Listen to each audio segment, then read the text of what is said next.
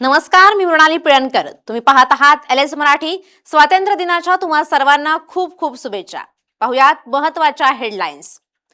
पंतप्रधान मोदींकडून लाल किल्ल्यावर ध्वजारोहण. भारताने आता लहान स्वप्न बघून चालणार नाहीत, मोठी स्वप्न आणि संकल्प केले तरच आपलं सामर्थ्य वाढेल, मोदींचं देशाला आवाहन.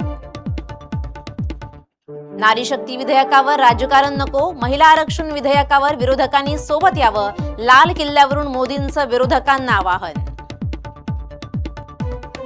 मंत्रालयात मुख्यमंत्र्यांच्या हस्ते ध्वजारोहण. सर्वाधिक रोजगार देण्याचं महाराष्ट्राचं लक्ष, युवा शक्तीला न्याय देण्याचा प्रयत्न. देवेंद्र फडणवीसांचं संबोधन. ठाण्यात उपमुख्यमंत्री एकनाथ शिंदेंच्या हस्ते ध्वजारोहण.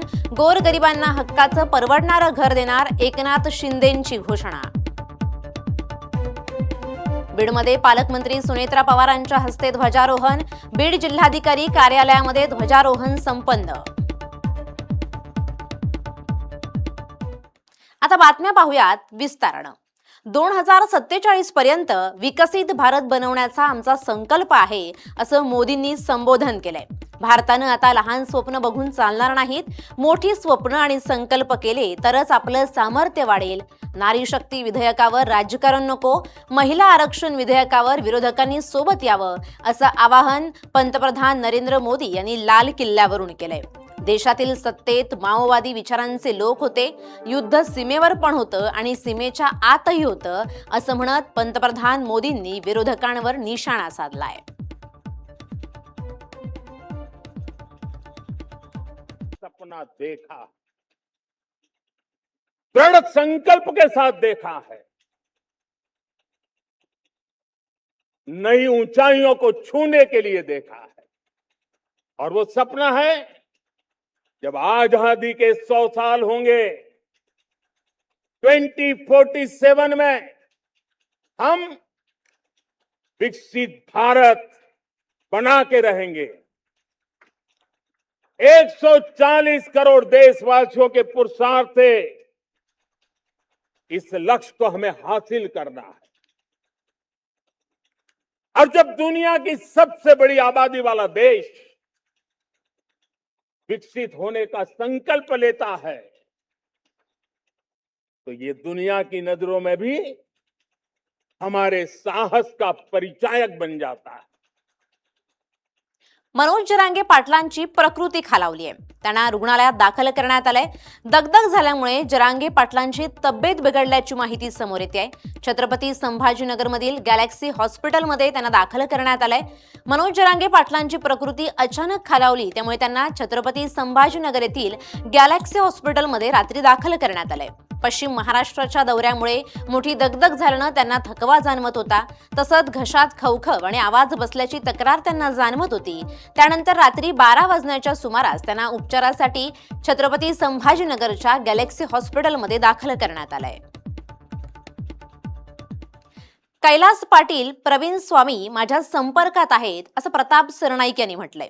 मंत्री सरनाईकांच्या या वक्तव्यानं राजकीय चर्चांना उधाण आलंय. धाराशिवमध्ये ऑपरेशन टायगर 2 ची यामुळे चर्चा रंगली आहे. ठाकरेंचे 2 आमदार संपर्कात आहेत, असं या वक्तव्यावरून स्पष्ट होतंय. त्यामुळे सरनाईकांच्या या वक्तव्यामुळे राजकारणात एकच खळबळ आली आहे.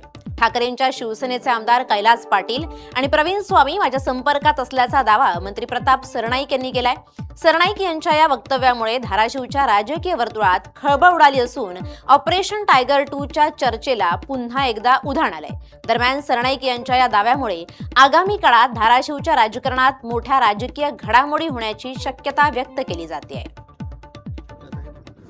माझे मित्र आहेत, मी तुम्हाला सांगितलं. स्वामी कैलास पाटील काय स्वामी तर संपर्कात आहे, आधी ओमराजे सुद्धा संपर्कात होते. राजकारणामध्ये संपर्कात असणं आणि नसणं काही चुकीचं नाही आहे, त्यामुळे ऑपरेशनच करायला पाहिजे असं काही नाही आहे. आता ओमराजे योगायोगानं आले आमच्या पक्षामध्ये, त्याला आम्ही काय करणार? हा काय ऑपरेशन टायगरचा भाग होता असं नाही. शिवसेना भवनात उद्धव ठाकरेंच्या उपस्थितीत ध्वजारोहण संपन्न झालंय. देशाचं स्वातंत्र्य टिकवण्यासाठी जागतं राहण्याची गरज आहे. जागतं राहूया आणि एकजुटीने लढूया, असं आवाहन उद्धव ठाकरेंनी केलंय. ध्वजारोहणावेळी हजारोंच्या संख्येनं शिवसैनिक उपस्थित होते. मुंबईतील शिवसेना भवनात स्वातंत्र्य दिनानिमित्त उद्धव ठाकरेंच्या उपस्थितीत ध्वजारोहण करण्यात आलं. यावेळी हजारोंच्या संख्येनं शिवसैनिक उपस्थित होते. देशाचं स्वातंत्र्य टिकवण्यासाठी आपण जागतं राहण्याची गरज आहे. जागतं राहूया आणि एकजुटीनं लढूया असं आवाहन त्यांनी केलंय. यावेळी शिवसेना भवन परिसरात मोठ्या संख्येनं कार्यकर्त्यांसह पदाधिकारी देखील उपस्थित होते. आज 15 ऑगस्ट आपल्या देशाचा स्वातंत्र्य दिन. या स्वातंत्र्य दिनाच्या शुभेच्छा आपल्यासह सर्व देशवासियांना मी आपल्या शिवसेनेतर्फे देत आहे. दरवर्षी आपण 15 ऑगस्टला सकाळी झेंडा वंदन करतो, राष्ट्रध्वज फडकवतो. मग आज मध्यरात्री का? याचं कारण असं की सध्या दिवस तर वैऱ्यांचे आहेतच, मात्र आता रात्र सुद्धा वैरायची आहे. आणि रात्री सुद्धा जागतं राहून आपल्यालाच आपल्या देशाच्या स्वातंत्र्याचं रक्षण केलं पाहिजे हे सांगण्यासाठी आज आपण मध्यरात्री इकडे जमलेलो आहोत.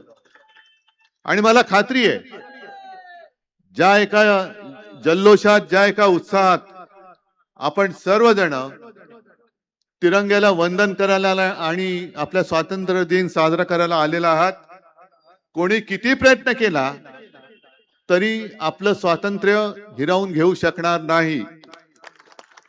याचं कारण स्वकीय असो किंवा परकीय असो, कोणाचे आम्ही गुलाम होणार नाही हा संदेश ज्यांना द्यायचा आहे तो आज आपण देत आहोत. आणि मला खात्री आहे की आता देशाला जी एक जाग आलेली आहे, ही आलेली जाग बघितल्यानंतर आपल्या स्वातंत्र्याला, आपल्या संविधानाला कोणी धक्का लावण्याचा प्रयत्न किंवा हिम्मत करणार नाही. हिंगोलीच्या संतूक पिंपरी गावात स्वातंत्र्य दिन उत्साहात साजरा करण्यात आलाय. अभिजित दिपके यांच्या उपस्थितीत ध्वजारोहण संपन्न झालंय. ध्वजारोहणावेळी ग्रामस्थ आणि विद्यार्थ्यांची मोठी उपस्थिती पाहायला मिळाली. स्कूल ठीक करो या उपक्रमाची आजपासून सुरुवात होते. हिंगोली तालुक्यातील संतूक पिंपरी गावात स्वातंत्र्य दिन साजरा करण्यात आला आणि यावेळी विशेष म्हणजे बीजेपीचे अध्यक्ष अभिजित दिपके यांच्या उपस्थितीत हे ध्वजारोहण करण्यात आलंय. यावेळी ग्रामस्थ आणि विद्यार्थ्यांची मोठी उपस्थिती होती. विशेष म्हणजे स्कूल ठीक करो या उपक्रमाची सुरुवात आपल्या मूळ गावातून करण्याचा संकल्पही अभिजित दिपके यांनी व्यक्त केला आहे. भूमिका आमची हीच असणार आहे की सगळ्यांच्या सहकार्याने जी शाळा आहे ती चांगली करण्यात यावी. तिथे बेंचेस असावे, वॉशरूम असावे, पाण्याची व्यवस्था असावी, लाईट 24 तास असावी. शाळेत मुलांना बुक्स टाइमवर भेटतायत की नाही, वेळ झालेला आहे. स्वातंत्र्य दिनानिमित्त विठ्ठल मंदिर तिरंग्याच्या रंगात सजले. विठ्ठल मंदिरात देशभक्तीचा अनोखा माहोल आहे. फुलांची सजावट करण्यात आली आहे. केशरी, पांढऱ्या, हिरव्या फुलांनी विठ्ठल मंदिर सजले. स्वातंत्र्य दिनाचा उत्साह या ठिकाणी पाहायला मिळतोय. विठ्ठल मंदिरात तिरंग्याची मनमोहक सजावट करण्यात आली आहे. स्वातंत्र्य दिनानिमित्त आध्यात्मिक राजधानी पंढरपूरच्या विठ्ठल रुक्मिणी मंदिरात तिरंग्याच्या रंगातील फुलांची आकर्षक सजावट करण्यात आली आहे. केशरी, झेंडू, पांढरी अष्टर फुलं आणि हिरव्या पाना फुलांचा वापर करून मंदिराचा परिसर सजवण्यात आलाय. पुण्याचे विठ्ठल भक्त सचिन चव्हाण यांनी ही सजावट केली आहे. सचिन अण्णा चव्हाण आपल्या सोबत आहेत. काय संकल्पना यावेळेची? संकल्प म्हणजे स्वातंत्र्य दिनाचं औचित्य साधून आपल्याला काहीतरी चांगलं काम सुरुवात करायची हे समजून आपण ही सजावट केलेली आहे. बघितलं की विठ्ठलाचं रूप हे तिरंगे वेशामध्ये आज एकच सजून दिसत आहे. विठ्ठल मंदिरातून जगदीप डांगे, LS मराठी.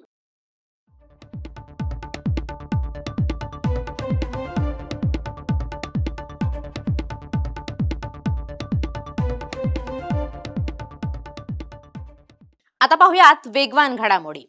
गिरीश महाजनांचा भन्नाट डान्स, सोबतीला भागवत कराड आणि आमदार संजय केनेकरांनीही धरला ठेका. तिरंगा यात्रेत ठेका धरल्याचं समोर. स्वातंत्र्य दिनानिमित्त धाराशिव जिल्हाधिकारी कार्यालयात ध्वजारोहण संपन्न. मंत्री प्रताप सरनाईक यांच्या हस्ते ध्वजारोहण संपन्न. जेजुरीच्या खंडोबा मंदिरात स्वातंत्र्य दिनानिमित्त भव्य तिरंगी फुल सजावट. दर्शन घेण्यासाठी सकाळपासूनच भक्तांची मोठी गर्दी. अमरावती जिल्हा सत्र न्यायालयात ध्वजारोहण संपन्न. देशाच्या स्वातंत्र्य दिनानिमित्त अमरावतीमध्ये मोठ्या प्रमाणात उत्साह. अमरावती जिल्हा सत्र न्यायालयाच्या न्यायाधीशांच्या हस्ते ध्वजारोहण संपन्न. भाजप आणि संघाची दलित आदिवासींबद्दल नीच मानसिकता. अमरावतीचे खासदार बळवंत वानखेडेंचं वक्तव्य. मल्लिकार्जुन खरगेंच्या सभेनंतर शुद्धीकरण केल्याचा वाद. शेगावात भाविकांची मांदियाळी. सलग 2 दिवसांच्या सुट्ट्यांमुळे श्रींच्या दर्शनासाठी भाविकांची मोठी गर्दी. श्रावण महिन्यात भक्तिमय वातावरण. शेगावात राज्यभरातून भाविक दाखल.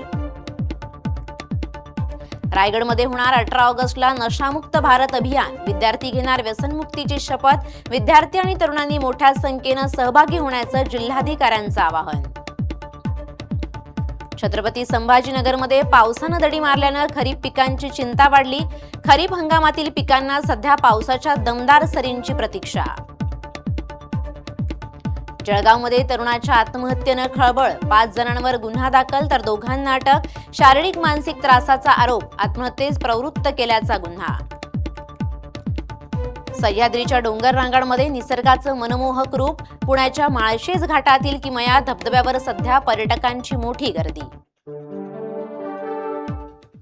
या होत्या आताच्या घडीच्या काही महत्त्वाच्या बातम्या. अशाच महत्त्वाच्या बातम्यांसाठी तुम्ही पाहत रहा LS मराठी.